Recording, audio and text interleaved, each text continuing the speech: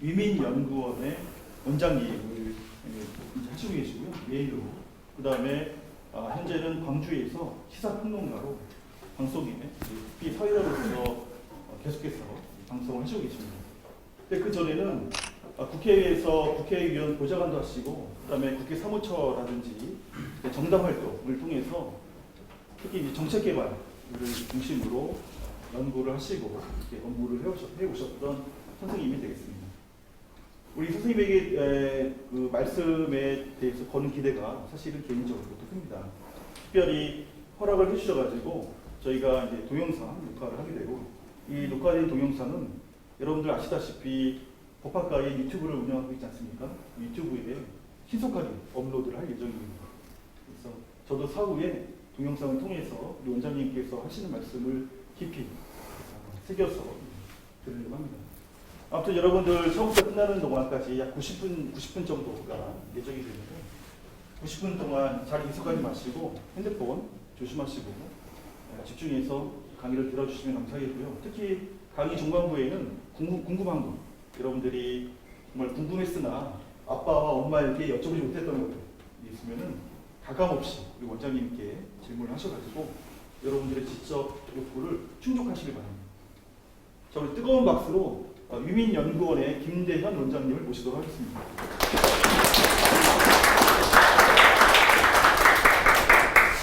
마이크가 이걸로 먹혀. 자, 마스크 벗어야겠죠? 네, 안녕하십니까. 저는 시사평론가로 활동하고 있고요. 강주에서 이제 유민연구원 원장을 맡고 있는데, 아마 네이버나 다음에 검색해 보시면 저희 연구원 소개가 나와 있어요. 저희 연구원은 강주 지역의 20대부터 40대까지의 분야별 전문가분들이 모여있는 단체입니다. 저희 연구원에도 지금 현역 변호사가 한 3분 계시고, 전남대학교 로스쿨에 재학 중인 분들이 2분이 계세요. 그래서 굉장히 제가 강의 오기 전에 뭐 법대 학생들이 어떤 이야기를 했으면 좋겠느냐 상담도 하고 있었는데, 조대 출신의 뭐 대법관도 계시고 굉장히 판사 출신들이 많다고 이야기를 들었습니다. 그래서 굉장히 무거운 마음으로, 제가 원래 방송 카메라에서도 떨지 않는데 여러 번을 보니까 굉장히 좀 떨리고 집중이 안 됩니다. 그래서 차분히 오늘 여러분들에게 단순한 지식 전달자를 넘어서 서로 소통하고 교감할 수 있는 커뮤니케이션을 해볼까 합니다. 저는 뭐 사회적으로 아주 유명하거나 성공한 사람이 아닙니다. 보통 저희들이 특강을 요청받을 때 뭐 군대로 말하면 투스타 아니면 별 정도 달고 나와야 하고, 정치인으로 말하면은 뭐 삼성 국회의원들이 와서 강의를 하는데, 저는 그런 강의는 지금 이 자리에 계신 분들 아마 10%도 안 되는 사람들에게만 해당되는 강의가 될 수 같다고 생각을 했습니다.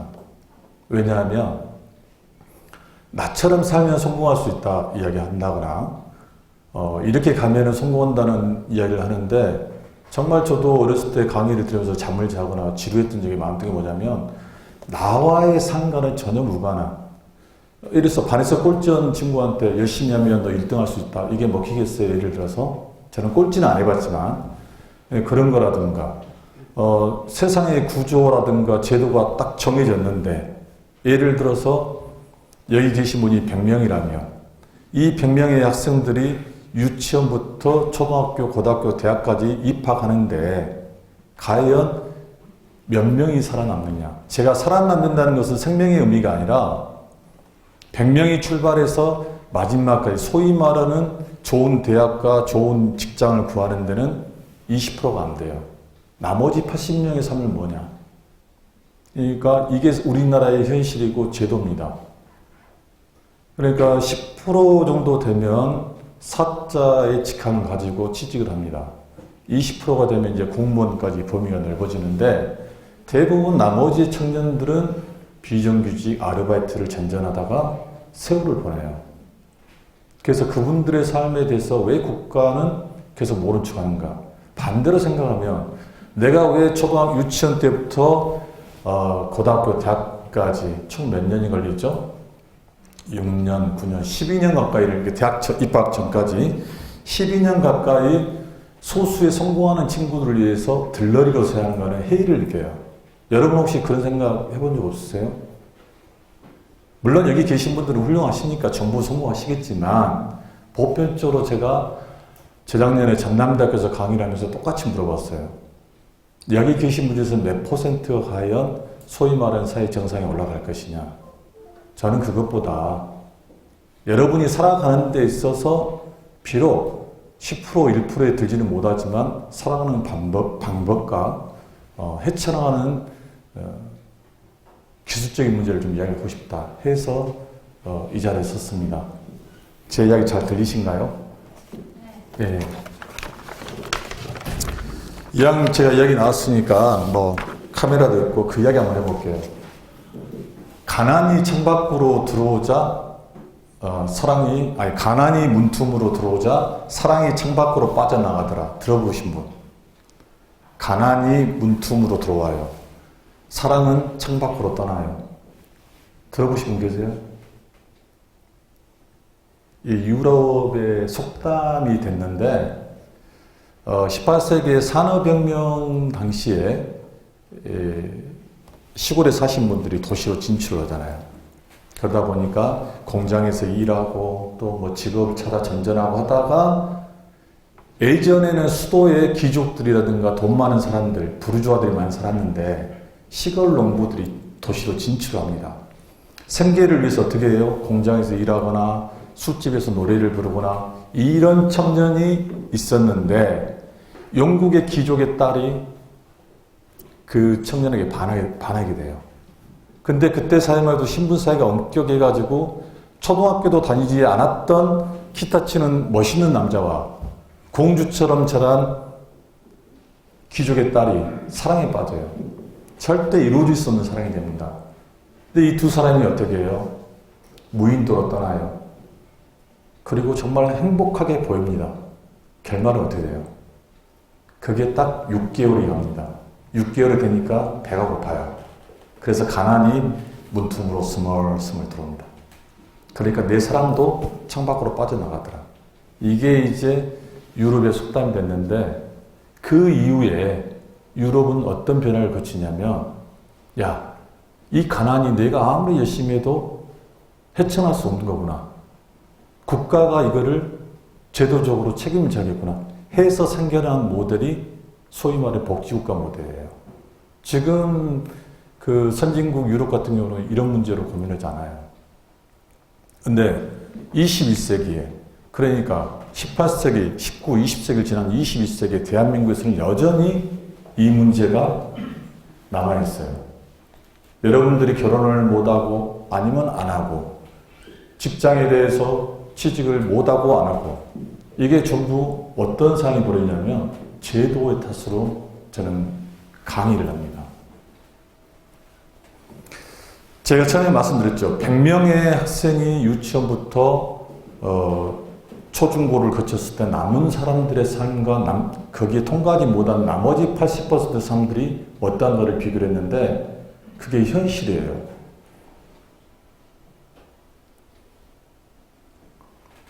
제가 예전에 신문에 썼던 칼럼의 이 내용인데 그래서 어떻게 하자는 거냐 사람들이 물어봅니다.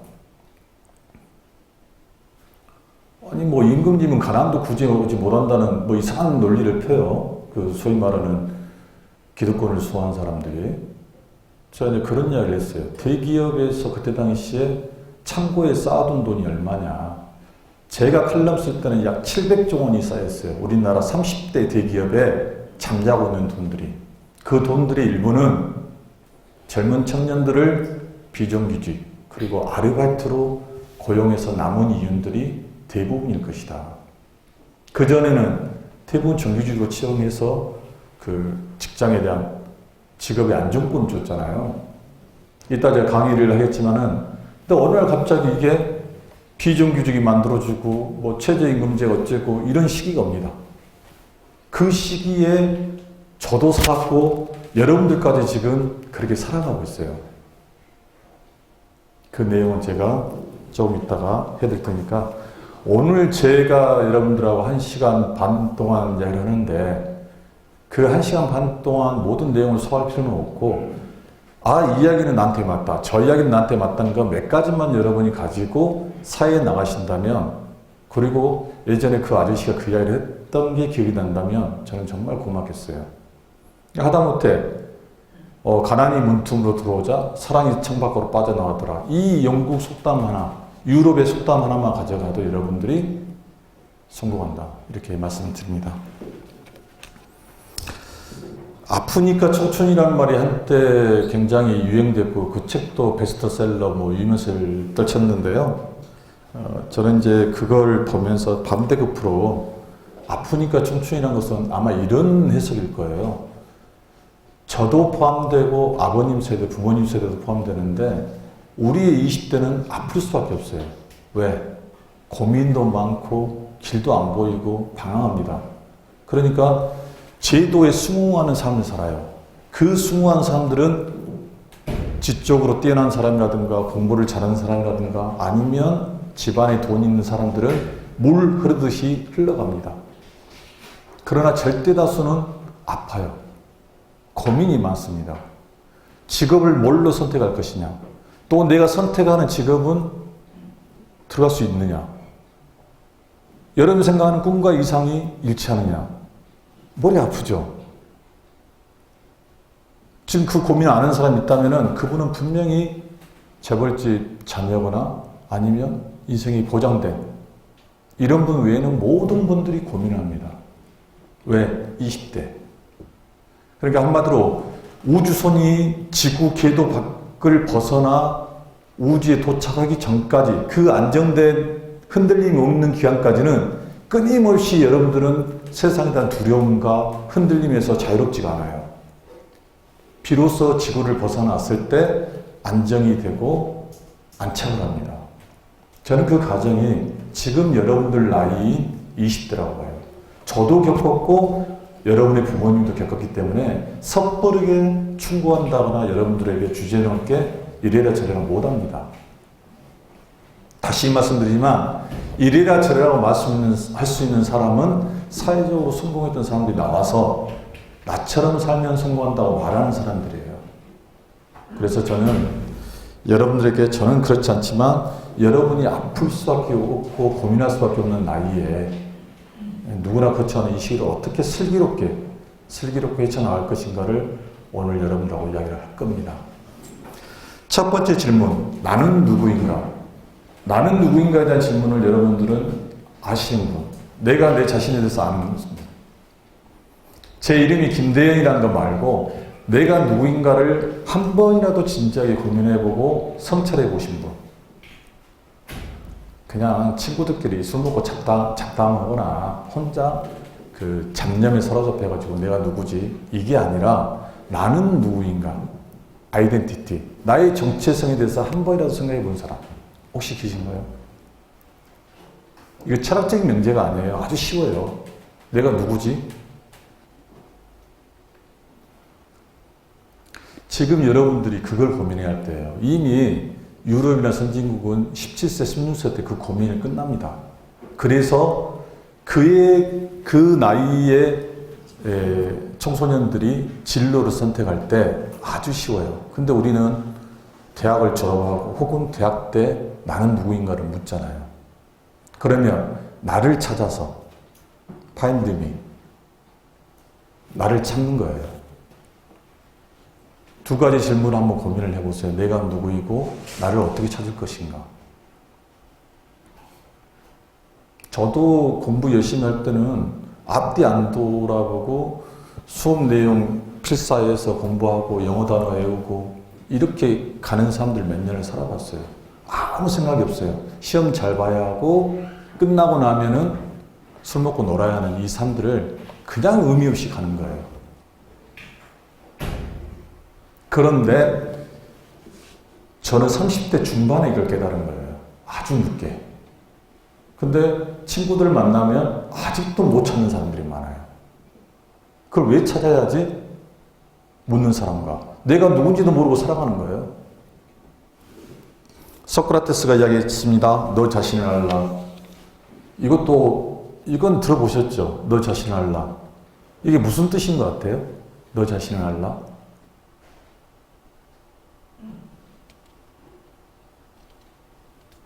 다 마스크를 쓰시니까 대답을 안 하신 건지. 그러니까 우리 자신의 존재의 의미에 대해서 한마디로 나의 무지, 나의 게으름을 깨달아는 거예요. 너 자신을 알라는 거는 내가 무식하고 네가 게으른 거를 깨달아는 거예요. 이걸 현대사회로 바꾸면 여러분이 제도적으로 만들어진 틀 속에서 그냥 이렇게 가는, 의미 없이 가는 시간이 아니라 내가 왜 이 직업을 선택하고 어떻게 살 것인가를 고민하는 게 지금 그때 다시 소크라테스가 이야기했던 너 자신을 알라는 거예요. 법조인 여러분들이니까 아시겠지만은 무지가 죄가 됩니까? 안 됩니까? 무지가 죄가 돼야 안 돼요.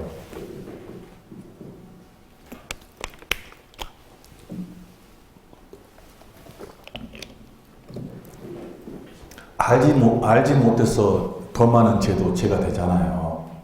이게 무지는 죄입니다, 죄.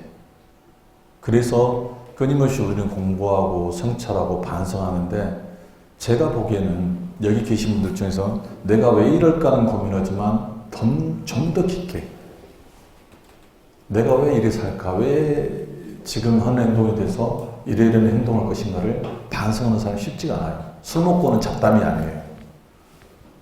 모든 학문의 출발이 철학이었습니다. 그런데 우리나라는 철학을 가르치지 않아요. 그래서 우리나라에서 유명한 석학들이 탄생하지 않습니다. 그 철학의 뿌리가 어떻게 흩어져요? 정치야, 경제야, 마지막에 뭐죠? 심리학이 떨어져 나가죠. 원뿌리는 철학입니다. 그 철학이 지루하고 고루하지만 사실 이게 정립이 안 되면 여러분들의 흔히 말하는 방향타가 상실해져요. 자, 대학으로 왔어요. 대학을 왔는데 이제 그 다음에 가야 할 길이 뭐예요? 취업이죠. 취업을 했어요. 내가 원하는 직장을 갔든 안 갔든 취업을 했습니다. 그 다음 가야 할 길이 뭐예요? 결혼인가요? 그 다음에 아이들 낳는 건가요?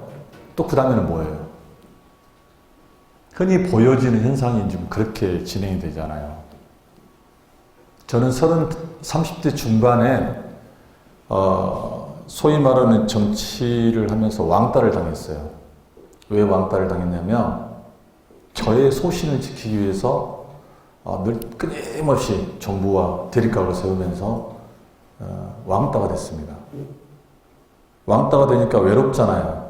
보통 사람들이 왕따가 되면 술을 마시거나 고향으로 돌아가거나 자포자기하거나 인생을 허비하는데 저는 그때 책을 봤어요. 그때 공부를 했어요. 잡념이 생기지 않기 위해서. 왜냐하면 낮에 있었던 일만 생각하면 핫딱지가 나고 내가 옳은데 왜 저놈들은 저럴까?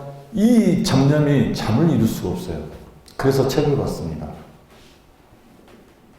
근데 그게 지나고 보니까 40대 되니까 내가 시사평론가가 되는 거예요. 그리고 그걸 써먹는 거예요. 그때 제가 공부했던 게 아무 의미 없는 것 같았지만 내가 방송 나오고 이렇게 칼럼 쓰고 또 라디오 나와서 떠드는 게 그때 지식이 쌓이지 않았으면 절대로 할 수 없는 일들이 벌어진 겁니다. 제가 2018년, 19년 하루에 방송 4개, 3개, 일주일 내내 해요. 거의 연예인들 스케줄 따라서. 그 뭐냐면 방송만큼 잔인한 게 없습니다. 한 번 불렀는데 못하거나 재미없으면 다음에 안 불러요. 그러나 MBC, KBC, SBS 공영방송뿐만 아니라 기독교 방송, 아니면 평화방송, 교통방송 끊임없이 들어와요. 그 정도 하고. 그때 제가 주로 방송한 건 뭐냐면 시사, 정치, 이런 것들. 가만히 생각해보니까 제가 30대 중반에 외로워서 책을 읽었던 게 그게 내 자산이지 않았나. 내 의지와 상관없게. 이걸 제가 얻은 거예요. 제가 왜 성찰하고 반성을 한 거 말씀드리냐면 내 자신을 알라고 말씀드리냐면 그걸 깨달아야 돼요.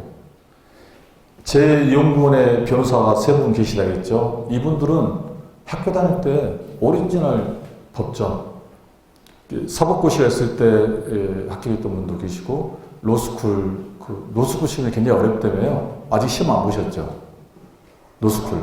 노스쿨 시험을 어렵게 합격해가지고 지금 다니시는 분들도 계세요. 근데 왜 저와 같이 연구를 하느냐? 그때 공부했던 거는 사회에 살아가는데 법전의 내용은 자기들이 자신 있는데 사회를 살아가는데 사회를 해석하고 어떻게 세상을 살 것인가에 대해서는 배운 게 없다는 거예요. 그래서 저의 하드가 오늘 여러분에게 무엇이 될 것인가 what보다는 어떻게 살 것인가는 how를 여러분한테 지금 계속 이야기를 드리는 거예요.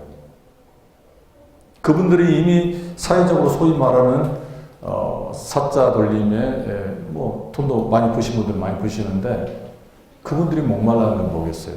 사회를 바라보는 현상 그리고 어떻게 살 것인가에 대한 정립이 안 된 거예요. 좀 전에 이미 선진국가에서는 16세, 7세 때 이게 정립이 돼서 거기에 맞게 그 아이들이 그 교육을 받는데 우리는 오로지 입시라는 교육 속에서 달려가고 있잖아요. 뭐 이렇게 말씀드리면 교육의 문제가 나오는데 어쨌든 나는 누구인가 너 자신을 알란 말을 제가 간단하게 말씀드렸고 결국은 어떻게 나를 알아갈 것이냐 이건 이제 주체의 문제예요. 주체의 문제라는 건 뭐냐면 정해진 틀 속에서 순응하면서 살아가는 그 삶을 살 것이냐 아니면 내가 헤쳐갈 것이냐 아니면 숟가락을 얹어서 남이 잘 될 때 눈치 봐가지고 같이 뺏어먹을 것이냐 다양한 삶이 있잖아요. 근데 단순 비교라면 흔히 공무원 조직을 영혼이 없는 조직이라고 이야기를 합니다. 영혼이 없다는 건 뭐냐면 별로 해고될 위험도 적고 내가 뭐 큰 범죄를 저지르지 않으면 책임지지 않고 매달 꼬박꼬박 월급이 나오고 정년이 보장되기 때문에 뭐 어떤 세상의 변화라든가 이것들을 별로 게을리합니다. 제가 뭐 다수의 공무원들을 폄하하는 건 아니고 그래서 행정에서 항상 그 단체장들이 혁신을 이야기해요. 혁신. 내가 단체장이 되면은 공무원 조직을 혁신하겠다? 근데 잘 안 돼요. 여러분들에게 따뜻한 밥을 주고 안정된 직장을 주고 월급을 주는데 굳이 세상의 변화에 대해서 관심을 갖고 뭔가를 만들려고 꼼지락거리고 안 하잖아요. 안 할 거잖아요. 그렇죠? 사실 직장이 안전하고 월급 많이 주면 여러분 그냥 퇴근하면 재밌게 여가생활 보내고 그렇게 사실 거잖아요. 그러면 이후에 여러분들의 자식들은 어떻게 돼요? 제가 처음에 말씀드렸죠. 가난이 문틈으로 들어오자 사랑이 창밖으로 빠져나가더라. 이런 것들을 못 고쳤기 때문에 우리는 200년이 지난 지금의 그 시련을 지금 겪고 있는 거예요. 그런데 그때 선진 유럽 국가처럼 그 제도를 바꾸면 사람들이 모여가지고 가난한 게 내가 왜 죄야? 내가 태어날 때부터 가난하고 싶어서 태어났어? 이건 아니잖아. 하면서 바꾼 거잖아요. 근데 여러분들한테 안식을 주고 월급을 많이 주고 순응하는 삶을 살면 나는 잘 살 수 있어요. 근데 이후의 삶은 그게 만족스럽다면 그렇게 사는 것도 방법이에요. 어떤 삶을 선택하지는 않아요. 다만 적어도 짜여진 제도와 틀 속에서 내 젊음과 인생을 가는 게 나은 건지 아니면 실력이 좀 부족하니까 실력 있는 친구 옆에 앉아가지고 숟가락 얹어서 좀 나눠 먹든지 아니면 나 혼자 주체가 되어 돌파할 건지 이게 지금까지 얘기하는 나는 누구인가 나를 찾아서의 이 내용이에요. 여러분들 그런 생각 않잖아요. 저도 안 했고 많은 사람들이 그런 생각을 안 합니다. 제가 오늘 여러분들에게 어려운 철학 이야기를 하면 이해하는 게 서로 힘들 것 같아서 지금 말씀 안 드리고 철학적인 이야기를 먼저 드리는 거예요. 그래서 이제 공무원 시험 말씀드렸는데 저가 그 20대 때는 그 친구들이 시험 보다가 취직 시험보다 떨어지면 대기업이나 그러면 아씨 공무원 시험이나 봐야겠다. 그리고 이제 상대 친구를 놀릴 때 야 너 공무원 시험이나 봐. 실제 그렇게 해서 공무원 시험에 들어간 친구들이 있어요. 뭐 재수 삼수 해가지고 그만큼 공무원들은 저희들의 인기가 없었어요. 왜 인기가 없었을까요? 너무 안정되기 때문에 역동성이 없기 때문에 저희들한테 인기가 없었던 거예요. 그래서 저희 20대는 정말 친구한테 야, 너 이제 공무시험 봐. 아유, 안 되잖아. 그럼 친구도 나는 왜 이게 안 되지? 그냥 공무시험이나 볼까? 이게 20년 지나니까 저 얼마나 보죠? 많이 보죠? 어마어마한 모두가 공무시험을 봐요. 모두가 공무시험 보는데 깜짝 놀랐어요. 저희 누님하고 매형이 공무원이에요. 한 분은 선생님이고 한 분은 공무원인데 대학 다닐 때 정말 공부 안 했어요.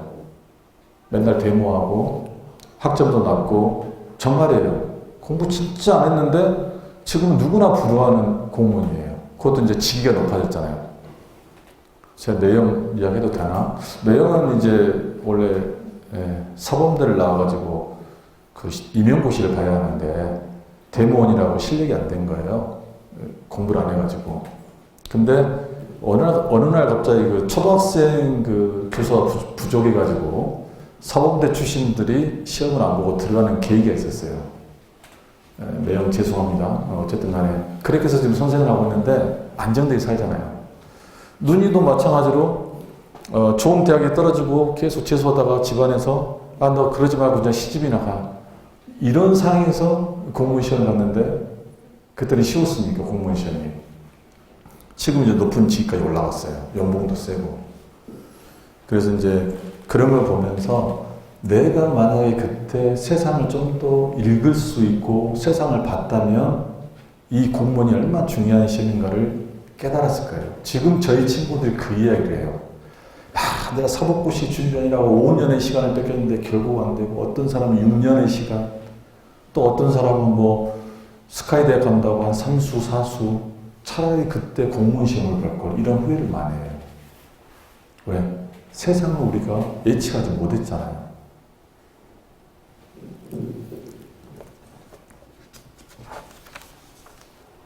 다시 제가 나는 누구인가의 그 원초적 질문을 해보는데요. 우리가 태어날 때 본인의 의지로 태어난 게 아니잖아요.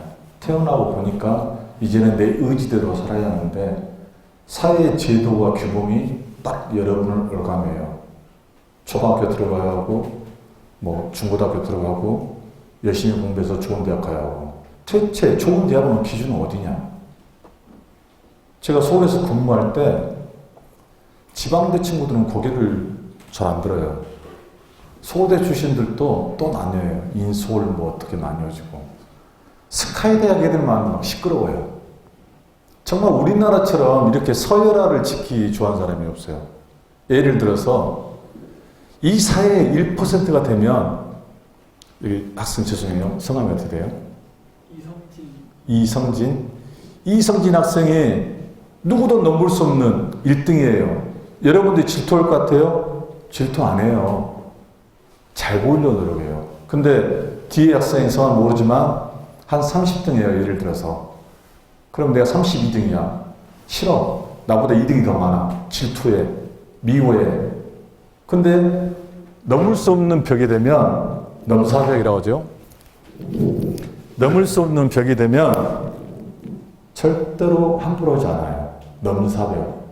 그래서 제가 정말 우리나라 사람들의 이게 근성이랄까?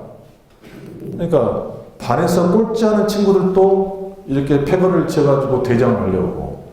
이 상위 그룹 1등은 제가 목이 좀 안 좋아서 마이크를 쓰는데요. 아무튼 이렇게 나누기를 좋아해요. 지금 이쪽 이 네 분단 있는데 각자의 분단에서 짱이 되고자 하는 욕구들이 분명히 있습니다.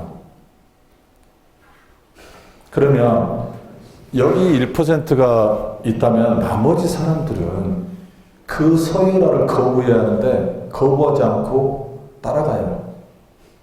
분명히 잘못된 걸 알면서도 이 1%를 우아하게 만들기 위해서 여러분들이 들러리를 세웠다. 저는 그렇게 봐요.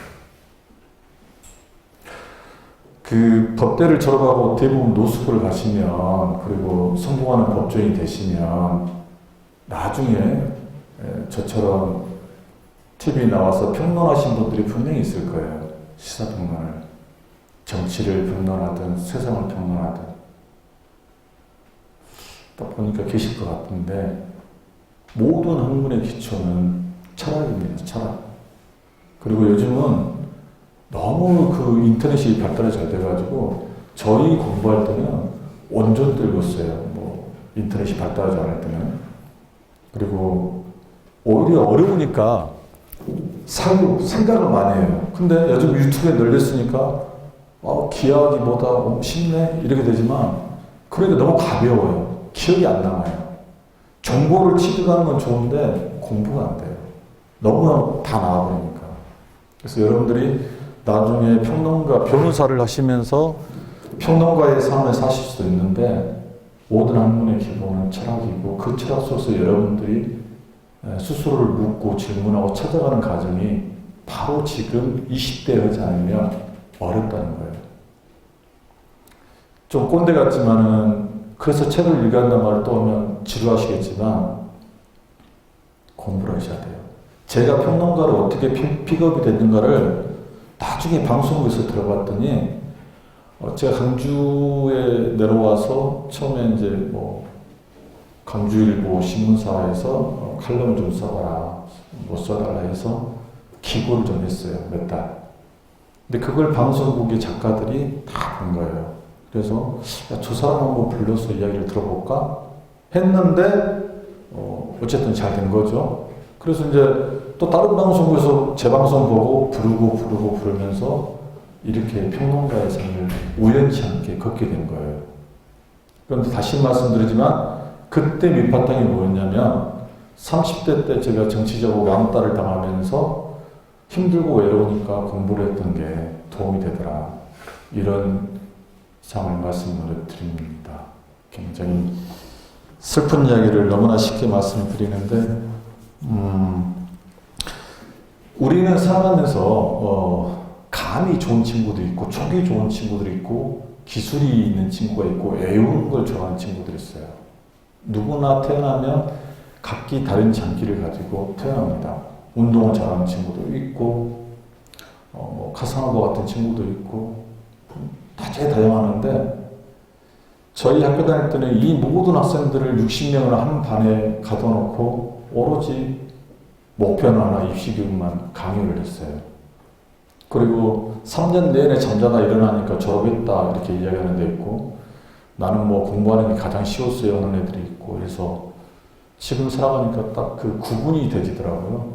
그렇게 살았던 친구들은 유명한 판검사도 되고 뭐 의사도 되고 하지만 나머지 사람들은 우리까지는 그래도 사업적인 성공도 하고 버틸 수 있는데 야 그렇다면 우리 자식들과 후배들은 어떻게 해야 돼?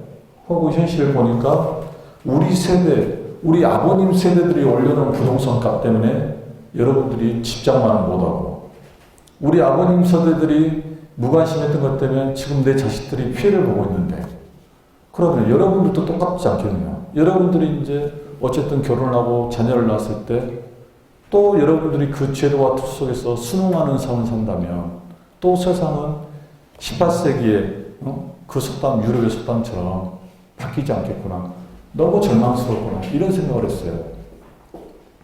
결혼을 해본 사람들은 아버님한테 오늘 부모님한테 집에 와서 물어보세요. 엄마, 아빠, 내가 얼만큼 좋아요? 결혼한 부모들은 자식을 위해서 거의 목숨을 바칩니다. 그건 안 해본 사람은 못 느껴요. 근데 내 자녀가 앞으로 살아갈 세상이 깝깝하고 힘들 거라 생각하면 잠이 오겠어요? 안 오겠어요? 지금 여러분 못 느껴요. 결혼 안 했기 때문에. 근데 여러분이 정말 이쁜 자녀를 낳는데 지금 내가 겪고 있는 이 헬조선이라고 말하죠. 헬조선에 더한 삶을 내 자식들이 살아간다 생각했을 때 그때 그 고통은 말로 표현할 수 없을 거예요. 평생을 일해도 집안이나 장만하지 못한 사회가 정상적인 사회예요? 절대 아닙니다.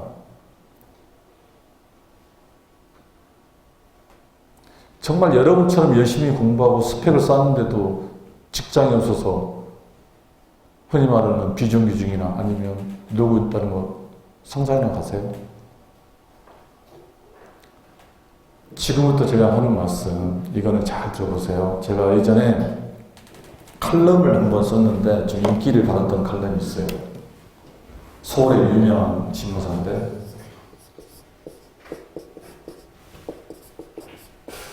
뒤에 보인가요? 글자 보인가요?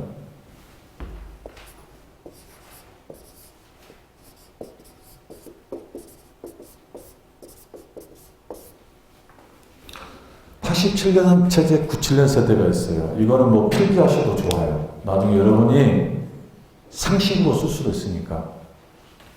1987년에 일어난 사건이 뭐죠? 아시나요? 1987년. 에? 87년이 IMF다고요? 97년. 네, 97년 IMF. 87년. 민주화운동. 그렇죠?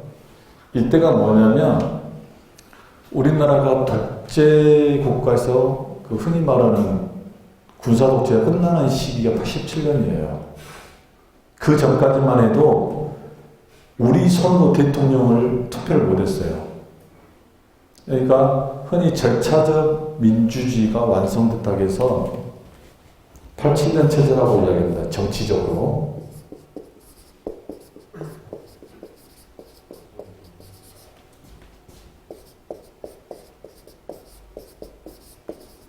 정치적으로 민주주의가 완성된 게 87년이에요.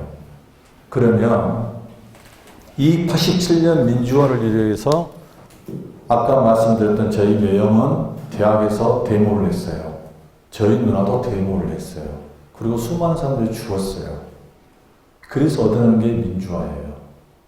이게 그분들의 제가 지금까지 말씀드렸던 주체의 삶을 살아가는 거예요. 세상을 바꾸지 않으면 나도 희망이 없고 내 자식들, 후배들도 미래가 보이지 않구나에 대한 절망감이 깃드던 시기예요. 저도 이때 데모 했을까요? 안 했을까요? 그렇죠. 아주 크게 했죠. 그래서 세상이 바뀌었습니다. 독재국가가 끝났어요.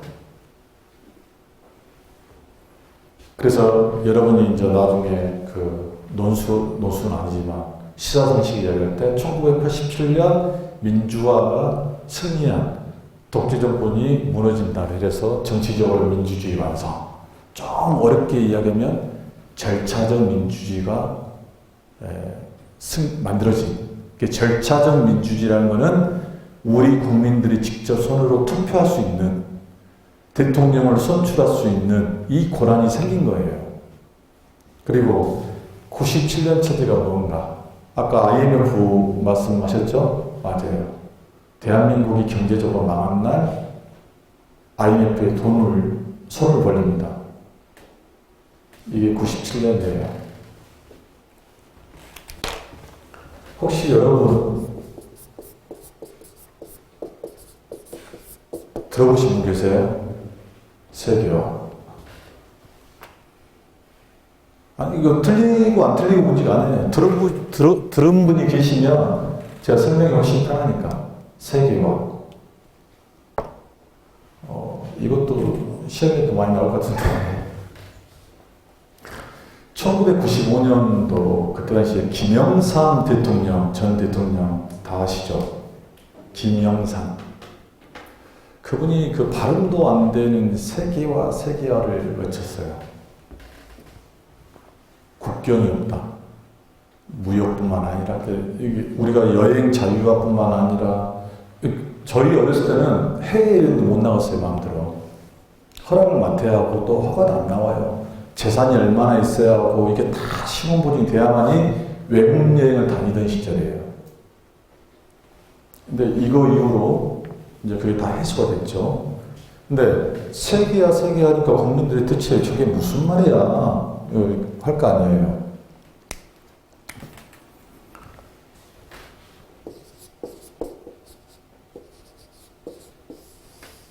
이 95년대 세계화를 그렇게 우리 대통령이 외쳐가지고 했던 게 뭐냐면, 그때 유럽에서는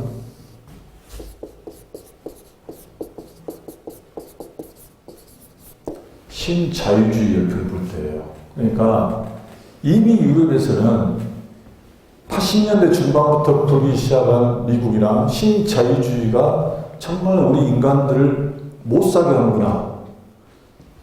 이게 사회 양극화의 출발이에요. 양극화가 뭔지 아시죠? 여기와 여기 있는 사람들이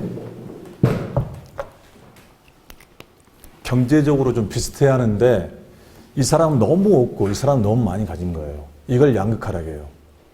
이 양극화가 생겼던 게 바로 이 세계화 열풍을 타고 신자유주의가 대두가 됩니다. 당시에 이제 95년도에 노동자들의 해고를 자유롭게 할 수 있는 법안이라든가 비정규직 법안들이 국회에서 통과를 해요. 그것도 이제 노동자들이 반대하니까 새벽에 기습적으로 국회에서 법률을 만듭니다. 이때 이제 사람들이 저항을 해요. 그러니까 유럽에서는 와, 대한민국이 신자유주의 저항운동을 하고 있구나 이렇게 인식을 한 거예요. 근데 그때까지만 해도 신자유주의가 뭔지를 몰라요. 다만 지금 저 정부에서 하는 거는 뭔가 우리한테 불리한 법을 만들고 있구나. 아신 분이 많지가 않았죠. 그러니까 어쨌든 간에 97년 체제를 제가 이야기하는 건 뭐냐면 이 체제를 모르고는 현재 여러분의 삶을 이해할 수가 없어요. 그러니까 제가 이때만 하더라도 공부를 좀 못해도 덜해도 좋은 직장에 만큼 들어가고 대학을 나오면 또 뭐 살아갈 수 있는 상황이 됐어요. 근데 이때부터는 정말 여러분들을 죽음으로 고통스럽게 만들었던 시기가 이제 1997년 체제예요. 그러니까 IMF에서 돈을 대한민국에 빌려주는 조건으로 이 신자유주의 모델을 받아들인 거예요. 이걸 받아들이면 기업이 해고를 자유롭게 합니다. 내가 인건비 좀 절감해서 돈 좀 벌라니까 너 그만둬 해서 이 사람들의 인건비를 대기업들이 착취를 해요. 아까 제가 대기업에서 그 돈을 창고에 쌓아놓은 게 몇 조라겠죠? 700조, 800조라고 그랬잖아요. 그리고 이렇게 두 친구가 취직하면 정규직이었는데 그때부터는 이 친구는 비정규직, 이 친구는 정규직으로 이렇게 나눕니다. 비정규직 양산이 돼요. 그러니까 이제 같은 친구인데 누구는 200만 원 받고 누구는 100만 원 받고 어떤 친구는 놀면서도 승진이 되는데 비정규직은 평소에 승진이 안 돼요. 이게 이제 97년 체제입니다. 이때부터 이제 양극화가 심해지게 되고 우리 사이를 갈라놓게 돼요. 그런데 제가 다시 말씀드리지만 그때 이 상황에서 우리가 저항을 했다면 분노했다면 그리고 정말 이 체제를 막았다면 어땠을까 하는 생각이 들어요. 근데 사람들이 이때 이미 87년에 민주화가 됐다 생각하고 아우 힘들어. 민주화가 됐다 생각하고 97년 체제를 방기해버린 거예요. 그러면서 국민들의 고통은 시작이 된 겁니다. 이 문제를 책임지는 정치권 사람들 아무도 없어요. 제가 칼럼을 쓰고 평론을 하면서 이 이야기를 많이 합니다. 우리 사회의 양극화의 주범들, 평생을 일해도 집 한 채 살 수 없는 이 부동산 가격의 폭등을 만들었던 주범들. 지금은 여러분이 사는 세상이 이 시대를 지금 간통하고 있어요. 아직 끝나지 않았어요. 97년 체제 IMF 이후에 우리나라가 어떻게 바뀌었고 변했는가를 여러분이 공부하다 보면 내가 앞으로 살아갈 방향성들이 좀 보여요. 그러고 나서 내 자식들과 하다못해 내 친구들, 내 동생들, 후배들 이 사람들이 똑같이 우리의 아픔을 살아가지 않는 삶을 살 수 있다는 것을 말씀드리고 싶어서 지금 철학적인 이야기부터 여기까지 온 겁니다. 정리를 하자면 그래도 여러분들이 좀 행복한 게 있어요. 전쟁을 겪지 않는 세대잖아요. 전쟁을 겪지 않는 세대.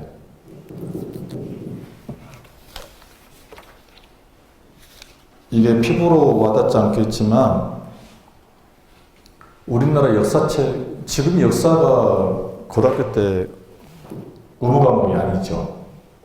의무 과목이 아니죠. 고등학교 역사 교육이. 저는 진짜 역사 공부를 재밌게 했어요. 왜냐하면 과거 역사를 보니까 현재하고 너무나 비슷한 게 많아요. 계속 똑같이 돌아가요. 한 가지 예를 들어볼까요? 임진왜란이 언제 일어났어요? 1592년. 연도는 기가 막혀요. 4월달에 일어났잖아요. 왜 일어났는가에 대해서는 잘 몰라요. 왜 일어났어요? 그때 임금인 선조일 때 우리나라가 전쟁이 일어날 것 같다는 것은 감이 온 거예요. 그래서 이 두 친구를 조선통신사 사절단으로 보냅니다. 근데 그 친구들이 도요토미 히데요시를 딱 보고 오더니 둘 다 일본이 전쟁을 준비하고 있구나 알고 온 거예요. 근데 임금 앞에 보고할 때는 어떻게 보고했어요? 여기는 전쟁이 날 것 같습니다. 여기는 전쟁이 안 날 것 같습니다. 반대로 주장해요. 분명히 일본에서는 둘 다 전쟁이 일어날 걸 아는데 임금 앞에 보고할 때는 여기는 전쟁이 일어난다, 여기는 전쟁이 일어난다고 거짓된 보고를 해요. 왜 그랬을까요? 이게 지금 우리 역사 정치판하고 똑같아요. 왜 그랬을까요?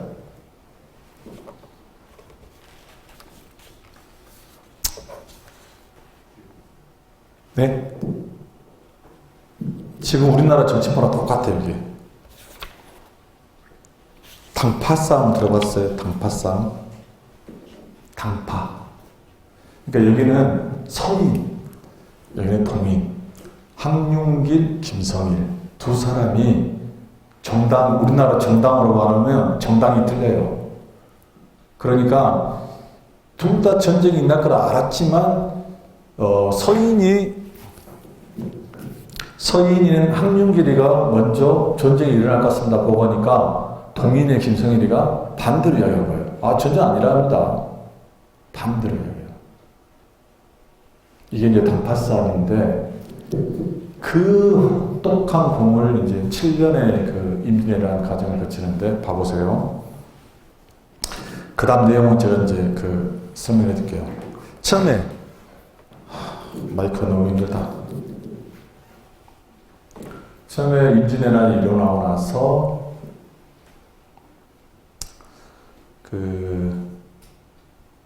나기 전에 대마도의 용주에게 네가 조선 임금하고 친하니까 가서 정명향도 뭐냐면 우리가 중국으로 가려는데 네가 길을 앞장서라 조선이 이런 정명향도라고 서신을 보내요.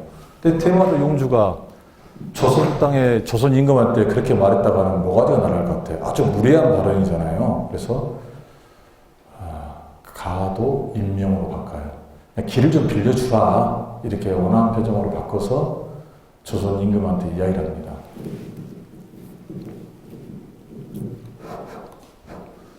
그래서 이제 어쨌든 간에 일본이 침략을 하는데 만약에 역사에 만약은 없지만 그때 우리가 적어도 이 정치인 두 사람이 전쟁이 일어나니까 대비를 합니다. 했으면 적어도 부산 아파트에 성벽을 세우고 허물어진 성을 높이 세우면서 준비를 했을 거 아니에요. 아무런 무방비 상태에서 애들이 쳐들어왔고 일주일 만에 한양까지 함락을 해버린 거예요. 그리고 그 선조는 도망을 가잖아요. 그런 다음에 이제 슬픈 역사가 시작이 됩니다.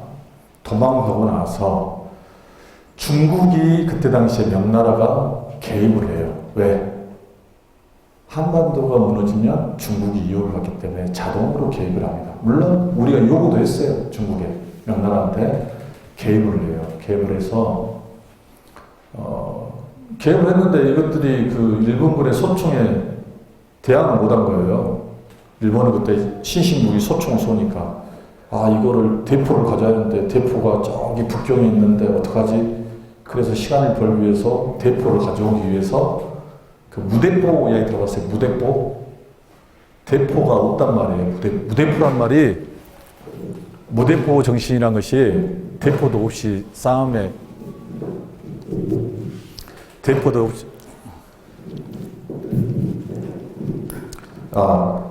없이 싸움에 나선다는 건데 이게 이제 무대포 정신이 그때 나온 건데 그래서 이제 대포를 가져오는 동안 이제 협상을 해요, 일본하고. 그 협상 과정에서 일본이 제안을 합니다. 지금 우리가 대동강 이남에 있는데 이 대동강까지는 일본이 먹고 대동강 위로 너희 중국이 한반도를 먹어라. 이게 역사에서 보면 딱 두 번의 그런 경우가 있는데 임진왜란 때하고도 언제죠? 1905년에 가스라 데프트 조약 미략 아시죠? 가스라 데프트 조약 미략. 그러니까 필리핀은 미국이 먹고 한반도는 일본이 점령한다는 조약을 우리의 의지하고 아무 상관없이 지극히 결정을 해버립니다. 근데 임진왜란 때도 그랬어요. 근데 중국이 일단 노를 했어요. 노하고. 그래서 이제 대포가 이제 왔습니다. 대포가 오니까 소총이 힘을 못 쓰잖아요. 일본군의 총이. 일본군의 소총이 힘을 못 쓰니까 어쨌든 몰아냅니다. 근데 이 일본놈도 일본을 저기 한반도 밖에까지 완전히 보내버렸는데 명나라가 그러질 않아요. 그래서 실제 전쟁은 2년이 안 됐는데 나머지 4, 5년 동안은 일본이 한반도 내 3점에서 노략질을 합니다. 부녀자를 강간하고 약취하고. 그럼 누가 지금 죽어나죠? 그 4, 5년 동안 백성들은 죽어나는 거죠. 그 정치인들의 잘못된 선택으로 인해서. 그래서 그 임진왜란이 굉장히 그 긴 기간 동안 백성들의 그 전국도가 한패화됐다는 게 바로 거기서 나와요. 여기에서 영의정을 했던 유성룡의 징비록을 보면 이 말이 나와요. 그러니까 조선에서는 자꾸 그 한반도 밖으로 일본을 좀 몰아주라고 중국의 그 명나라 장수한테 부탁했을 거 아닙니까? 그러니까 명나라 장수가 자꾸 칭하버린다고 불러가지고 우리나라의 영의정을 지금 국무총리죠. 곤장을 때려요, 곤장을. 그때 이제 유성룡이가 울면서 징비록에 그 글을 써요.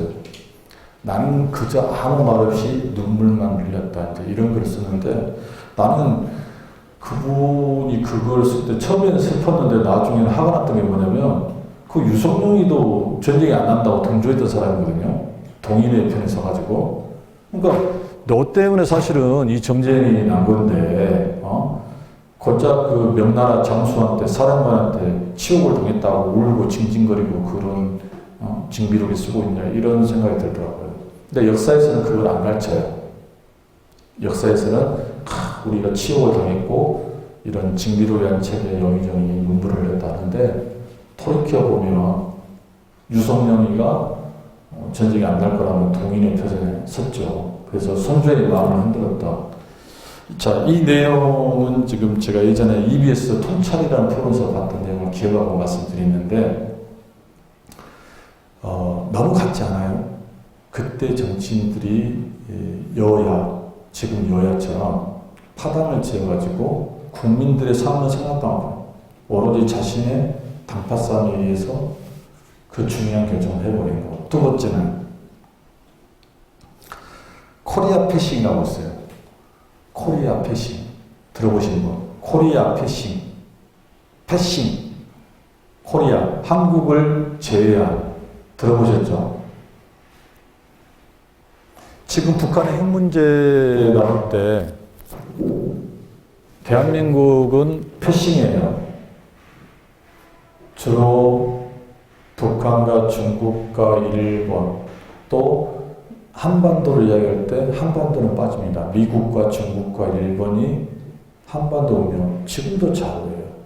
그러니까 도대체 우리나라는 지정학적 위치도 있다 하지만 지금 세계 경제대국 12위인데 12위 200개의 국가에서 12위란 말이에요, 경제적으로. 그럼에도 불구하고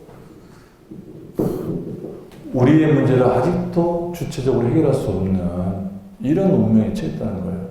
그래서 제가 여러분들한테 전쟁이 없는 세대에 태어나신 걸 여러분들은 축복일 수 있다고 했던 게 뭐냐면, 만약에 70년 전에 6.25 전쟁을 거쳤거나 그 전에 한일 일본에서 시달렸거나 또 그 전에 청나라를 받아들일 거냐 일본을 받아들일 거냐 외세에 의해서 짓밟혔거나 그 전에 또 임진왜란을 맞이했거나 병자 이런 세대가 아니잖아요. 그렇죠? 이게 그나마 여러분들에게 유일한 탈출구의 축복입니다. 나머지 사람들은 정말 지옥 같은 헬 조선인데 그나마 전쟁터로 끌려가지 않고 여러분이 있는 거 하나만큼은 장점이라고, 좋은 점이라고 해야 하나요? 어쨌든 제가 이 코리아 패싱이라는 서름을 말씀드린 것도 여러분은 앞으로 10년 혹은 20년 그렇게는 안 갈 거예요. 빠른 시일 내에 뭔가를 선택해야 돼요. 친중이냐 중국이냐 친미냐. 여러분들이 언젠가 빠른 시일 내에 미국과 중국을 선택해야 하는 날이 올 거예요. 제 이야기를 시간이 지나면서 바뀌어 보세요. 왜 이런 말씀을 드리냐면, 우리가 그 몽고 온나라와 그때 신흥 명나라를 선택하는 과정에서 고려가 무너졌잖아요. 명나라를 선택했잖아요. 그리고 명나라와 청나라를 선택하다가 청나라를 선택했죠. 그리고 청나라와 명나라, 청나라 다 중국이에요. 다 중국인데, 그 다음에 명나라, 청나라를 선택할 것인가를 또 우리가 선택을 받았죠. 근데 어쨌든 우리나라의 운명은 늘 강대국에 둘러싸여서 뭔가를 선택해야 돼요. 제가 아까 말씀드렸던 공부 잘하는 애 아니면 돈 많은 애한테 숟가락을 얹어서 가는 방법도 우리의 삶이다고 말씀드렸던 게 우리나라의 현실이 그런 상황이에요. 근데 강해군은 탁구로 노선은 났지만 이 중인 노선의 길을 걸었던 거예요. 역사적으로 나중에 평가받고 있잖아요. 그런데 사대부들은 어떻게 명나라를 배신할 수 있느냐 해가지고 뭐 청나라 집권하니까 또 죽고 뭐 이런 입장이었는데, 어쨌든 간에 한반도의 운명은 우리 스스로 결정할 수 없고 늘 강대국에서 결정이 되는데, 이상한 건 그때는 힘이 없고 돈도 없는데 지금은 세계 경제대국 12위인데 아직도 우리는 그런 상황에 처했다는 게 믿어지지가 않는 거예요. 그리고 영상이 녹화되니까 더 이상 말씀드리면 좀 오해가 될 것 같아서, 제가 원래 영상이 없었으면 정치 이야기도 많이 하고 이런 이야기를 많이 했을 건데 그런 게 있어요. 그리고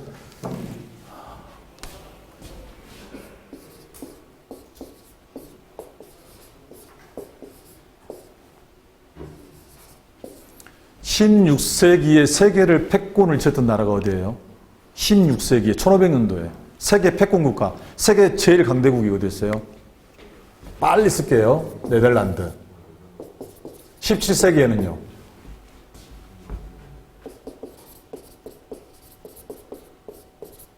포르투갈하고 스페인 무적함대. 18세기에는 19세기에는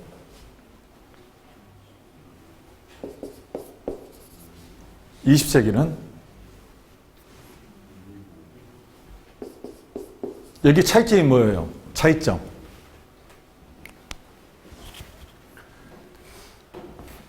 제가 목을 좀 아껴 할 일이 있어서 그래요. 대부분이 1세기를 넘지 않아요. 세계 그 패권 국가들이. 근데 지금 미국은 200년째를 지나왔단 말이에요. 2세기를. 그러니까 지금 요즘 중국이 까부고 있잖아요. 자기들 편에 의하면. 중국이 지금 21세기에 패권 국가로 나서려는 것을 미국과의 전투가 벌어진 겁니다. 그래서 우리는 또 친중이냐 친미냐를 선택해야 할 날이 와요. 그러면 나 같으면 중국어도 배워놓고 중국 위안화도 좀 사놓고 혹시 모르니까 이게 여러분이 여러분이 미래를 예측하고 하는 거예요.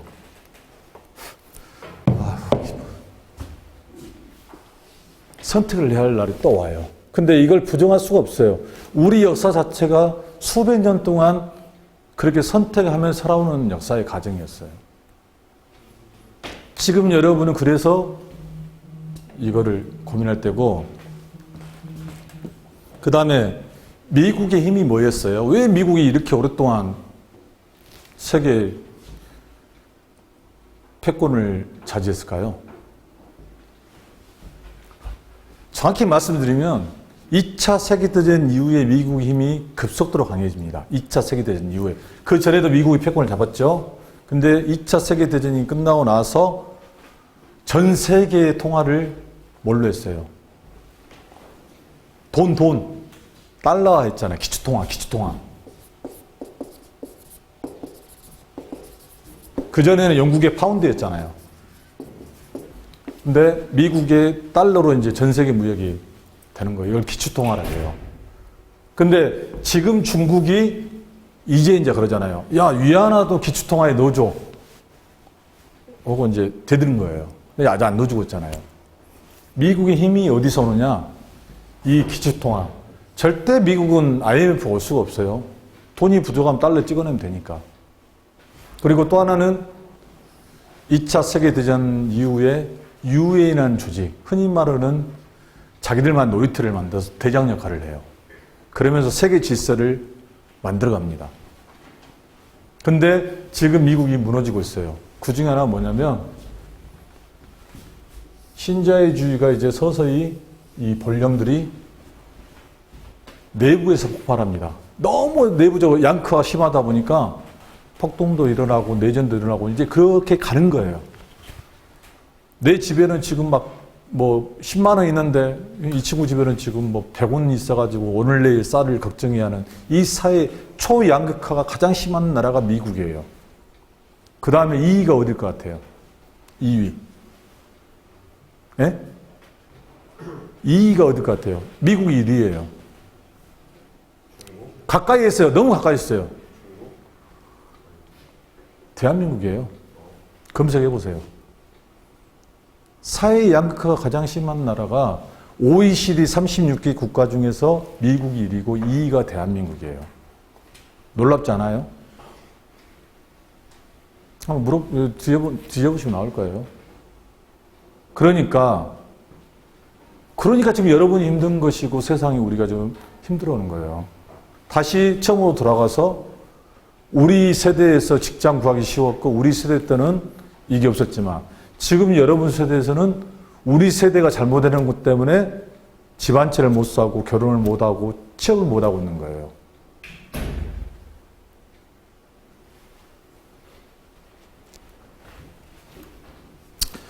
시간이 많이 흘러서요. 여러분들하고 질문을 받는 시간을 반드시 가져야 한다고 해서 한 10분 정도 지금까지 나왔던 이야기 중에서 여러분들이 혹시 궁금한 거라든가 더 듣고 싶은 이야기가 있으면 제가 친절하게 설명을 드릴게요. 이거 혹시 지우는 거 있어요? 아, 이거구나. 혹시 질문 있으세요? 아, 이걸 놔둬야 질문이 되나? 질문 있으신 분? 네. 양극화가 심하니까 이걸 해결을 해야 되겠는데 좀 이제 연구소를 운영하고 계시니까 방금 말한 산해기 부분과 관련해서 지금 이게 거의 1000조가 넘어간 수준이라는데 연구소에서는 이걸 어떻게 해결하려고 좀 방안을 모색하고 있는지 그거를 그냥 법적으로 제도라고 할 수도 없고 강제로 이렇게 몰수할 수도 없는 부분이라 어떻게 하고 있는지 궁금합니다. 그러니까 이제 이 모든 제도를 바꾸는 것이 여러분들이 정치를 굉장히 뭐 무시하고 뭐 아니면 요구하는데 정치가 가능해요. 정치만이 바꿀 수가 있어요. 그러니까 정치라고 하면 여러분이 그냥 따분하는데 내 집 앞에 도로를 놓을 것인가 말 것인가도 정치예요. 그리고 초등학교 반장 선거를 하는 것도 정치예요. 그런데 왜 정치가 이렇게 도외시되고 이렇게 이 중요한 거를 등한시하느냐면 현 정치한 사람들이 정치는 나쁜 거라고 여러분들한테 끊임없이 보여줘요. 맨날 싸우고 보이는 데 싸우고 한 명이 사라지면 뒤에 가서 현인 동생하고 술 먹고 아주 저지를 만들어 놓은 거예요. 그래서 너희들은 정치에 관심 갖지 마. 우리가 정치는 알아서 할게. 이렇게 가는 거예요. 근데 방금 말씀하신 것처럼 정치권이 바꿔야 돼요. 어떻게? 우리는 지금 현재 이 신자유주의 제도 뭐 비정규직을 양산하고 사회 양극화 나 우리 싫어. 법 바꿀 거야. 하면 돼요. 그리고 또 하나는 복지국가 모델을 말씀드렸잖아요. 자, 이제 뭐 복지국가든 아니면 다른 나라 모델, 뭐 독일의 모델이든 우리 세상을 좀 이렇게 좀 바꿔보자. 그 역할을 하는 거는 저희는 이렇게 떠들고 제도를 만들어서 시행하는 것은 정치권이에요. 그러니까 여러분의 무기는 뭐냐 또. 언론적인 이야기지만 투표권을 행사하는 거예요. 그러니까 정치인들이 말을 안 듣고 정치가 올바로 안 가면 표로 응징을 해야 하는데 관심이 없잖아요, 여러분들은. 그렇잖아요? 그러니까 계속 바뀌지 않고 가는 거예요. 만약에 97년 체제에서 국회에서 그때 날치기 통과 안 되고 뭐 국민들이 그걸 좀 깨닫고 싸움을 했다면 그리고 이후에도 신자유주의 이제 우리 IMF 끝났으니까 돈 빨리 IMF 돌려주고 그때 IMF에서 요구했던 이 신자유주의 체제를 벗어나자 했으면 됐어요. 근데 그 시기가 언제였어요? 김대중 대통령 때 IMF가 발생했고 그 차관을 다 갚았어요. 그리고 노무현 대통령, 이명박 대통령 시대잖아요. 이 시기를 우리는 놓쳐버린 거예요. 그 10년의 세월이 지금 현재 여러분을 힘들게 하는 거고 세상을 어렵게 만들고 있는 거예요. 그래서 저는 여러분들한테 서두에 말씀드린 주어진 틀 속에서 내 공부하고 내가 무엇이 될 것인가만 고민하다 보면 나중에 나에게도 영향이 오는 거예요. 세상의 변화를 읽어내지 못하면 나중에 변호사가 아무 의미가 없어진 시대가 오면 어떻게 할 거예요? 예를 들어서 저희 어렸을 때 변호사는 아니면 판검사는 굉장히 하이칼라예요. 지금 변호사 1년에 뭐 1000명 이상 나오잖아요. 수요와 공급이 안 맞잖아요. 힘들어져요. 그러니까 여러분들에게 지금 당부하고 싶은 말은 철학적인 이야기도 했고 세상의 변화도 이야기했고 주체적인 삶도 이야기했고 우리나라의 역사도 이야기했고 세계가 어떻게 바뀌어갈 것인가도 이야기 드렸잖아요. 제도를 바꾸는 거. 오늘 제가 드릴 수 있는 말씀은 여러분들이 그런 문제의식을 가지고 제도를 바꾸기 위해 제도를 바꿀 수 있는 것은 정치권이에요.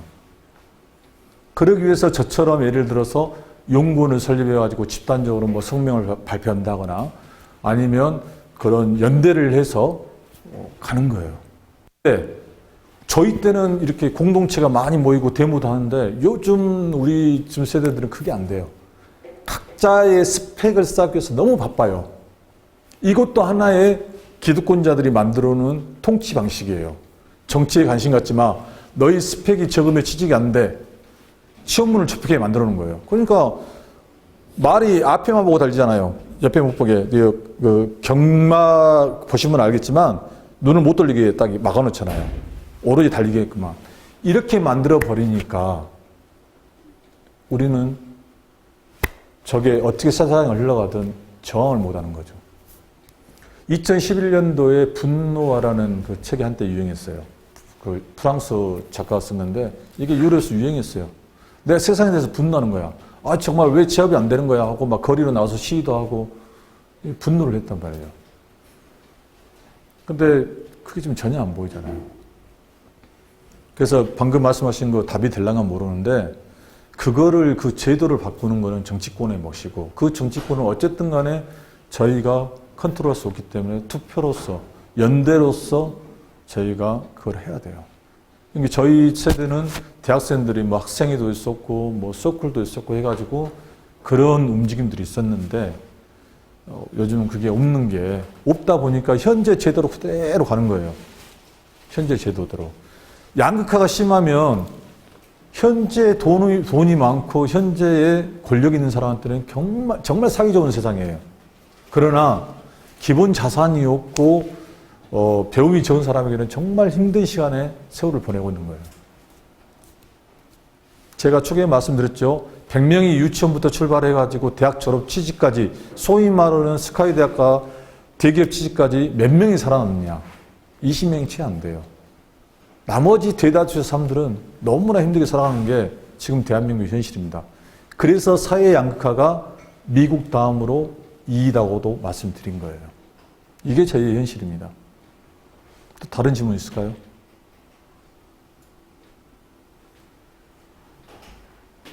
편한 질문, 아무 뭐 취업도 좋으니까 질문해 주세요. 제가 그래도 시사평론가인데.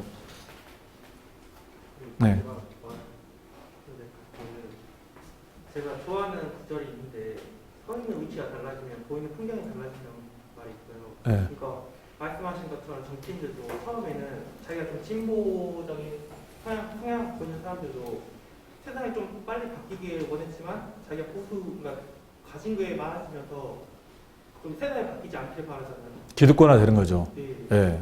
그러면 아까 철학이 중요하다고 말씀하셨는데 그러면 제가 만약에 진보가 됐든 보수가 됐든 어떤 자기의 초심을 잃지 않기 위해서는 어떠한 철학적 내용을 왜 이렇게 살면서 가져야 되는지 저는 그래서 엘리트 정치를 좀 싫어해요. 그 엘리트 정치가 뭐냐면, 제가 정년이 보장된 삶을 살다가 끝나잖아요. 마지막 가는 코스가 정치권이에요. 이게 뭐냐면, 무슨 대법관을 했든 판사를 했든 끝나고 나면 뭐 변호사를 하든 정치권으로 많이 와요. 교수나 아니면 공무원들도 정년퇴직한 이후에 정치권에 들어옵니다. 마지막으로. 근데 이분들이 세상을 변화시킬 수 있을까요? 그 엘리트들이 항상 본인들이 부자로 살고 여유 있게 살아온 사람들이 선거 때는 방금 이런 문제점을 이야기하고 국민들을 위한다지만 막상 당선된 순간부터는 아래를 내려다보지 않아요. 아래를. 국회의원 한 번 했으면 2번 할 생각하고, 2번 했으면 3번 할 생각하고, 또 그러다 보면 장관도 하고 싶고 대통령도 되고 싶고. 예전에 드라마에서 봤던 그 대사가 이건데, 19살 때 옆집 누나를 짝사랑했어요. 근데 그 누나가 어느 날 시집을 갑니다. 그러니까 이 친구 19살 남아가 석 달여를 술을 마셔요. 그 누나를 그리워하면서. 3개월 뒤에 어떤 현상이 일어난지 아세요? 3개월 뒤에 그 누나는 잊어버렸어요. 그리고 술버릇만 남는 겁니다. 술을 먹어야 자녀는. 마찬가지로 처음에는 세상을 바꾸겠다 하고 개혁을 외치고 변화를 외치는데 막상 진출하게 되면 그 전에 가졌던 초심을 대부분 잊어요. 그게 정치권이에요. 그래서 엘리트 정치인들이 갖는 한계가 뭐냐면 절대 그 사람들은 현재 여러분의 처지 아래의 문제를 안 봅니다. 그런데 독일 같은 경우나 스웨덴이나 소위 말하는 권력이 그렇게 뭐 파워풀하지 않고 뭐 뽐내는 자리가 아닌 데는 말 그대로 봉사예요. 봉사. 그 사람들은 그러지 않아요. 그야말로 국민들의 안정을 위해서. 또 하나 예를 들어보면, 이건 우리나라의 그 정당이라든가 선거 제도의 문제인데, 지금 우리나라는 거대 양당이 이게 뭐 지금 더불어민주당, 국민의힘 독점하고 있잖아요. 독점. 맨날 싸우고. 근데 유럽 선진국가는 청년을 위한 청년당, 뭐 노인을 위한 노인당, 복지국가당 이렇게 정당이 많아요. 어느 한 정당도 가반을 넘지 않기 때문에 안건을 통과시키려면 이 모든 정당들이 모여가지고 협치를 해요. 협치. 근데 우리나라는 그럴 필요 없잖아요. 힘으로 밀어붙이고 싸우잖아요.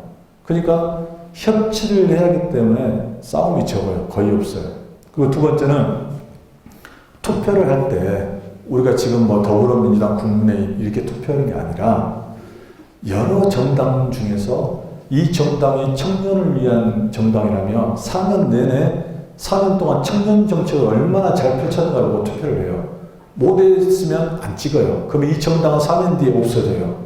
그러니까 살아남기 위해서 4년 내내 일을 할 수밖에 없는 구조예요. 근데 우리나라 정당은 일하지 않고 폰만 재도 또 선거에 나오잖아요. 이게 그런 차이가 있어요. 그러니까 저는 2000년 초반에 그 서울에서 그 운동을 했어요. 거대 양당 중심의 정당을 개편해야 한다. 정당 체계를 바꿔야 한다. 이 싸움을 하면서 공부를 했었는데 그게 조금 먹힐 뻔했는데 모 정치인이 나타나가지고 실험을 했는데 실패가 돼버렸어요. 그걸 이제 일명 다당제라고 하는데 이제 그런 안타까움들 이렇게 저의 삶들은 그리고 또 제가 아는 사람들 중은 끊임없이 세상의 변화에 대해서 고민을 하고 뭔가 바꿔보려는 노력을 하는 게 결국은 내가 살아가는 방법이더라. 그리고 지금 제가 동창들 만나고 학교 다닐 때 친구들 만나면 정말 공부만 했던 친구들이 그렇게 행복하냐 물어보면 아니에요. 돈이 많은 애들도 아니에요.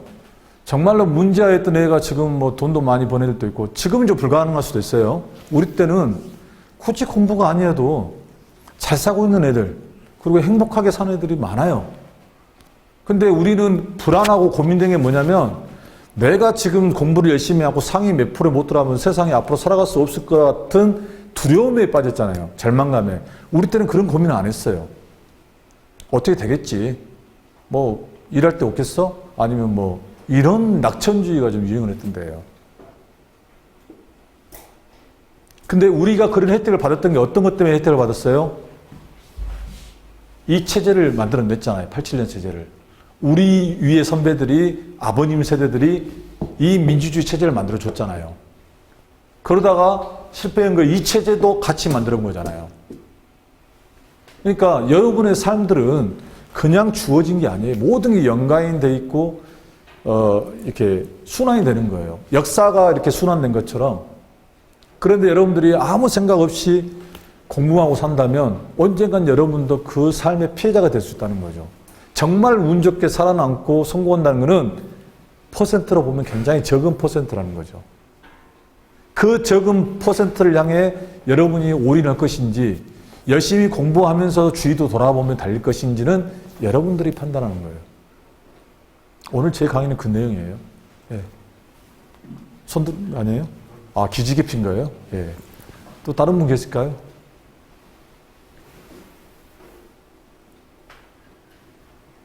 그리고 광주가 저희들 이제 선배들은 그 이야기예요. 서울 올라가면 정말 자랑스러운 도시라고 이야기해요. 역사적으로 보면 이 이야기는 꼭 해주고 싶다. 조선 중기만 하더라도 전라도가 굉장히 그 부자 동네였어요. 그러니까 인재도 많고 비옥한 토지에 쌀 수확량이 넘쳐났기 때문에 저기 평안북도나 그 함경도에서 그 흉년이 들면 전라도로 내려와요.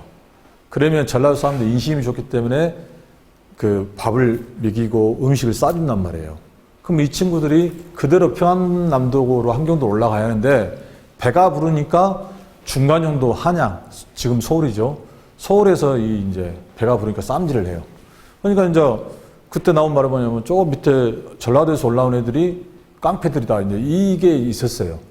이걸 누가 이용해 먹었냐면은 박정희 전 대통령이 지역 감정을 일으킬 때 써먹는 거예요. 원래 전라도 역사는 인재가 넘쳐나고 부유했기 때문에 넉넉했어요. 인심이. 조선 중기 후기까지. 그게 실제적으로 역사책에 나와요. 인심 좋은 고장과 물과 공기가 좋고 비옥한 토지에서 수확량이 많기 때문에 넉넉해요.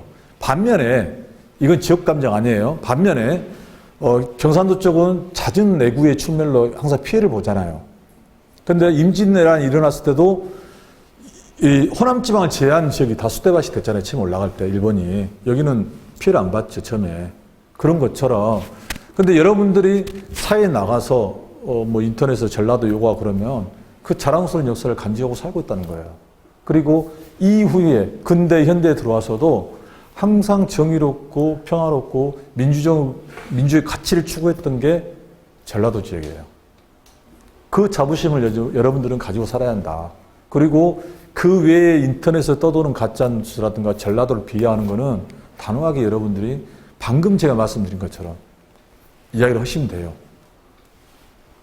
실질적으로 제가 예전에 이거를 KBC 전라도 청년에 출연해서 했던 이야기예요. 방송에서. 전라도 역사에 대해서 이야기하면서 우리는 그런 자부심이 있다. 기죽지 말고, 응? 머리 똑똑하죠. 정의롭죠. 먹을 게 많았죠. 어쩌다가 현대에 들어와서 그 정치인들이 지역감정을 만들어가지고 호남으로 이렇게 홀대하고 핍박하게 되는 거예요. 그 피해자예요, 저희가. 피해자. 또 질문 있으세요?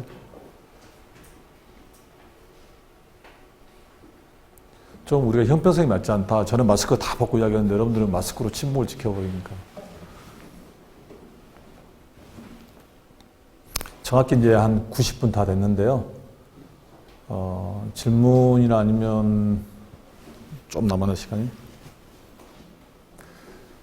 제가 처음에 말씀드린 것처럼 오늘 강의 중에 딱 하나, 두 개, 나하고 맞는 것만 기억하고 가신다면 이게 있어요. 제가 아까 친중이냐, 친미냐를 선택해야 할 날이 올 거라고.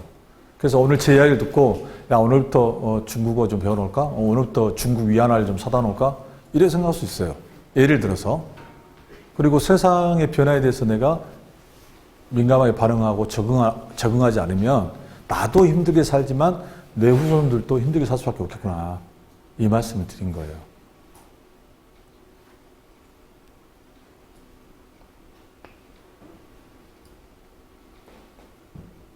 질문이 없으면 여기서 끝낼까요? 여러분 원래 4시까지죠? 네.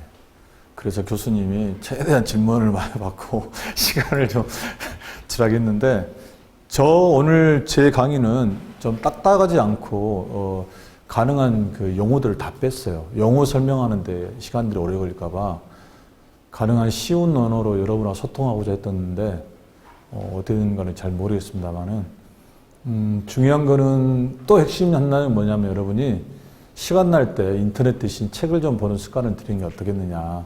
이것도 저는 핵심인 것 같아요. 처음에 무슨 책을 읽어야 물어본 사람도 있고 책을 읽지 않다가 갑자기 책을 잡으려면 뭐 어디서부터 봐야 하는지 답답한 분들도 계시는데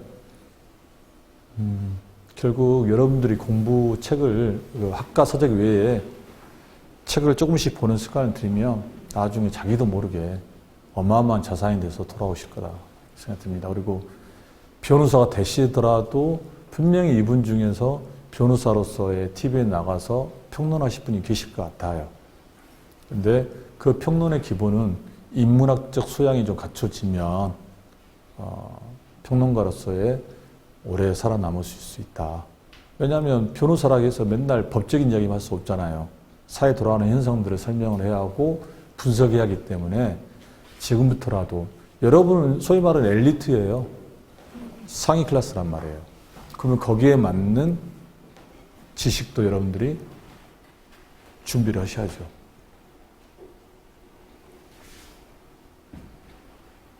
질문 없으면 마칠까요? 네. 수고하셨습니다.